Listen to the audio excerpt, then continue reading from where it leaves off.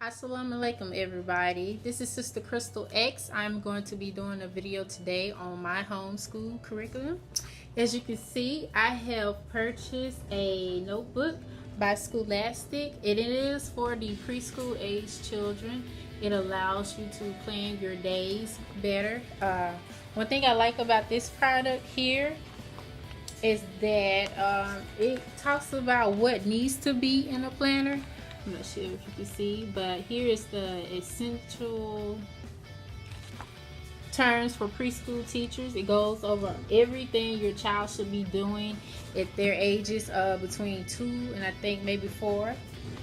As you can see, I did make mine pretty much custom, personalize it, because we are a homeschool.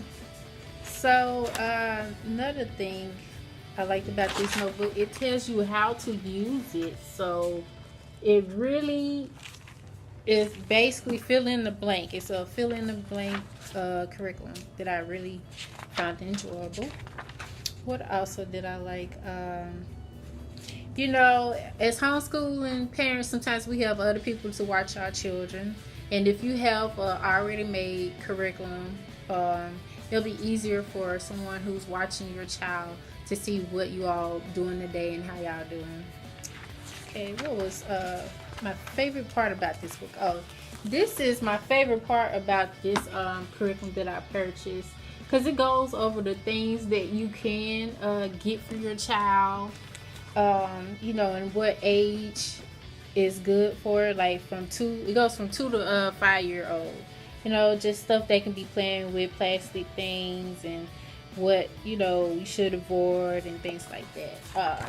And on the other side, it has a list of what things, or the things the children can do and at what age they can. Now, though, I kind of modify this because, you know, I'm trying to advance my child. But I do tend to go by, you know, this standard. I always make sure the products I buy, you know, she can't just put them in her mouth and choke on them and things like that. But it gives you a whole list of what is appropriate for the age. Now, here's the part that everybody's been waiting for. But like I said, I love this preschool planner because it allows you to plug in things. So you can see here, this is like a blueprint that came with the notebook of how you should use your planner. And I also like this planner because it shows when you plan activities what, I guess, subject area it falls into. And I think for preschoolers, you want to get them into arts and crafts, dramatic play. You want them to do some housekeeping, play with building blocks, do outdoor activities, read. They need to do math. They need to do music and movement. Nutrition was on here. I love that. Things they can play with, sand and water play, and also things they do on the computer, which I love. Like I said, this Scholastic curriculum is great. Like, and then it was only $10. So yeah, it was really good. Okay.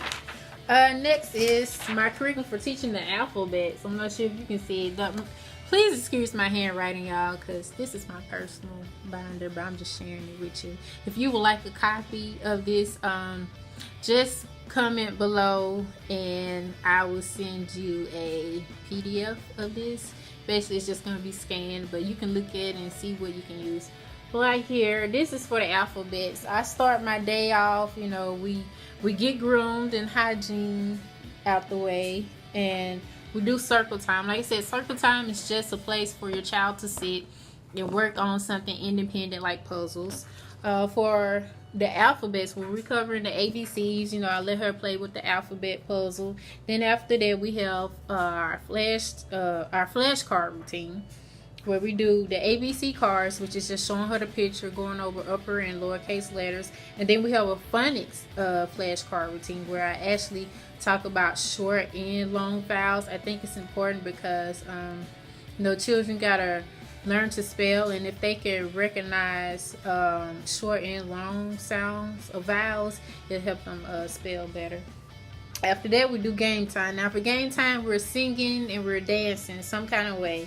Also, I help story time. I make sure every day I read them a story. Now, story time helps them build up their own vocabulary, and it helps them with reading comprehension. When you ask them after you read a book, like, well, what did Dr. Seuss mean when he took the children to see the reptiles? You know, I asked them about these questions and stuff. Like a couple of books we're reading Miles and Miles of Reptiles by Dr. Seuss. We're reading Who Hatches the Egg by Dr. Seuss. We're reading Are You My Mother by Dr. Seuss. And we're reading a couple more books. But basically, you can't go wrong with a Dr. Seuss book. Yeah. And at lunchtime, we just talk about what we did for the day. Then I do writing practice with my child. That's when we're writing the alphabets and we go over shapes. But if it's an alphabet day, we want to make sure we focus on the upper and lowercase letter, learning how to write it. Sometimes we use our sand cards, but usually, you know, I'm just having her write with her wipe off book, and that helps her greatly. But as you can see, when I'm planning my curriculum, I try to hit one in each spot so I can have an activity plan for everything. So those were the alphabets. Now the math. Everyone wants to know what I'm doing for math. Well, like I said, the first thing I really tried to do with my daughter is I needed her to learn how to count. Okay, you learn how to count by first learning the numbers. So we were saying the Busy Beavers number song from 1 through 10. Then after that, she would listen to her Spanish every day, and she learned how to count from 1 through 20.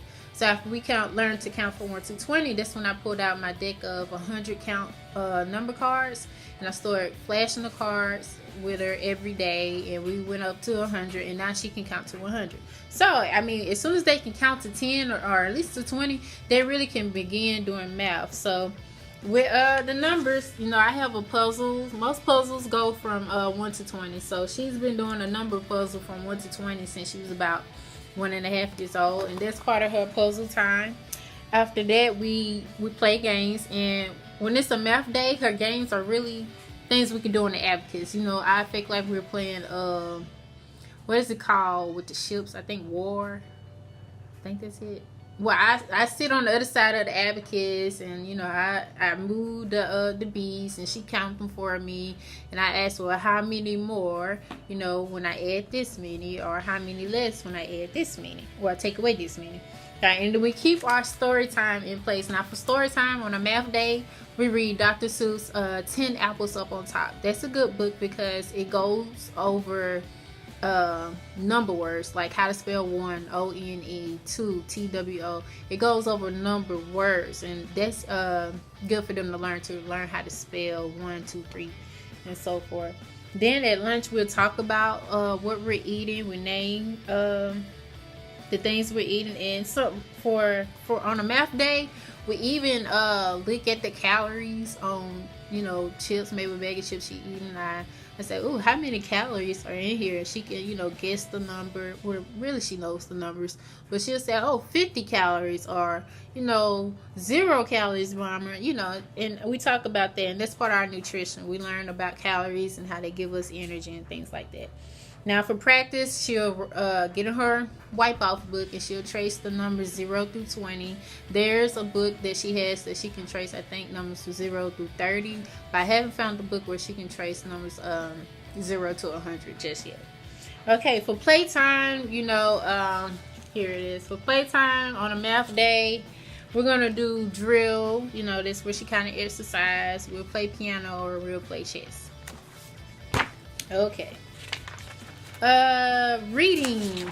Everybody wants to know this one. Yeah, for reading, here's my reading curriculum. As you can see, early in the morning, we start with the same thing. Early in the morning, the first thing I'm doing, I'm putting on music, because I'm the type of person, like, I can't just get out of bed and just do something. I gotta be listening to something, playing something. So every morning when we wake up, we listen to Spanish, and when we're not listening to Spanish music, we listen to Beethoven or Mozart. And when we're not listening to Beethoven or Mozart, I let her listen to marching music, like the HBCU band music, because I'm a fan. Okay? So we have our circle time, and for reading for our circle time, Melissa and Doug actually have a puzzle where children can learn to spell simple 3-letter words. So I let her play with those puzzles during circle time. And for our flashcards, we do we go from sight word flashcards to spelling 3-letter words. Now I do the sight word cards the most because you know that's really going to help her learn to read. But the 3-letter word cards, it helps her learn to spell. And on the back of our 3-letter word cards are full sentences. So after she spelled the 3-letter word, she flips it over and she can read a full sentence. And in the middle of each sentence is a verb. So she learns a subject and a verb, you know, in the action that is doing when she go with 3-letter word card. So that's just like reading. Okay, after that, we play a game, and usually her game is I have some reading cubes, so we'll move the reading cubes around, and she goes over her phonics. And for story time, she now has a Leap Reader book where she'll read the Leap Reader book to herself because she kind of can read just a little, or I will read a book to them. But it'll be talking about the, you know, the ABCs, or it'll have a more to the story. Like right now, we're reading Aesop's Fables. Those are stories like the tortoise and the hare. That's another. The Lion and the Mouse. It's a lot of Aesop's Fables, but I'm a big fan of them because it teaches them about, I guess, character. Yeah, and so that's pretty much what we're doing. We're doing Aesop Fables and scientific books right now.